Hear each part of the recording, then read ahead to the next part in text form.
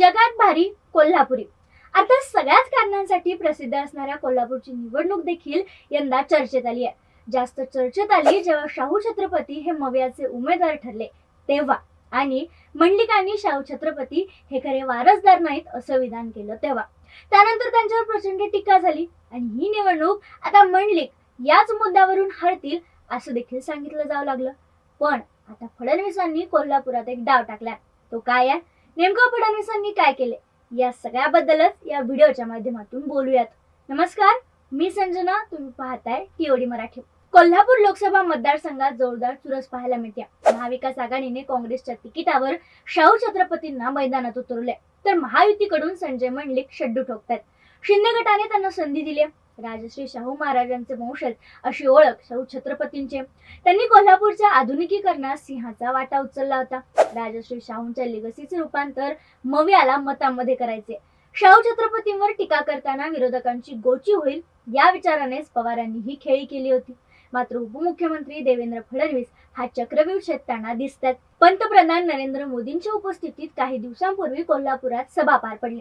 या सभेत फडणवीसांनी जोरदार बॅटिंग केली आणि यामुळे कोल्हापुरात महायुतीचं पारडं जड झाल्याचं चित्र निर्माण झाले. कोल्हापूरच्या निवडणुकीचं नरेटिव्ह फडणवीसांनी बदललं असल्याची भावना आता महायुतीच्या कार्यकर्त्यांमध्ये व्यक्त होतीये. नेमकं काय केलंय त्यांनी आणि महायुतीची अडचण कशी सुटली ते पाहूयात. कोल्हापूरचे विद्यमान खासदार आहेत संजय मंडलिक. 2019 ला अविभक्त शिवसेनेच्या तिकिटावर ते कोल्हापुरातून निवडून आले. नवे सरकार पडल्यानंतर त्यांनी मुख्यमंत्री एकनाथ शिंदेंना पाठिंबा दिला. शिंदे गटावर दाखवलेल्या विश्वासाबद्दलच बक्षीस त्यांना मिळालं. शिंदेंनी मंडलिकांना उमेदवारी दिली. कोल्हापूर मतदारसंघात शिवसेनेचा मोठा होल्ड आहे. असं असतानाही शाहू छत्रपतींनी काँग्रेसची निवड केली. एका बाजूला कोल्हापूरच्या गादीचे वारसदार रिंगणात आहेत, तर दुसऱ्या बाजूला मोदींच्या हॅट्रिकसाठी मंडलिकांची खासदारकी उपयोगाची. कोल्हापुरात राजश्री शाहू महाराजांचं मोठं योगदान आहे. अशात शाहूंबद्दलच्या या सहानुभूतीला धक्का न लावता ही निवडणूक जिंकणं महायुतीसाठी कठीण काम बनलं होतं. मात्र फडणवीसांनी एक घोषणा केली आणि महायुतीची अडचण दूर झाली. ती घोषणा म्हणजे मान गादीला आणि मत मोदींना, अशी घोषणा त्या सभेत फडणवीसांनी केली आणि यामुळे शिंदेचे कार्यकर्ते आणि महायुतीच्या कार्यकर्त्यांची अडचण दूर झाल्याचं पाहायला मिळालं. मंडलिकांच्या सभेसाठी पंतप्रधान मोदी कोल्हापुरात दाखल झाले होते. या व्यासपीठावरूनच उपमुख्यमंत्री देवेंद्र फडणवीसांनी आपलं भाषण सुरू केलं. सुरुवातीलाच त्यांनी कोल्हापूरच्या गादीचा थेट उल्लेख केला. पंतप्रधान नरेंद्र मोदींच्या 10 वर्षातील कामांचा हिशोब त्यांनी मांडला. फडणवीस म्हणाले, मान देऊ गादीला, मत देऊ मोदींना.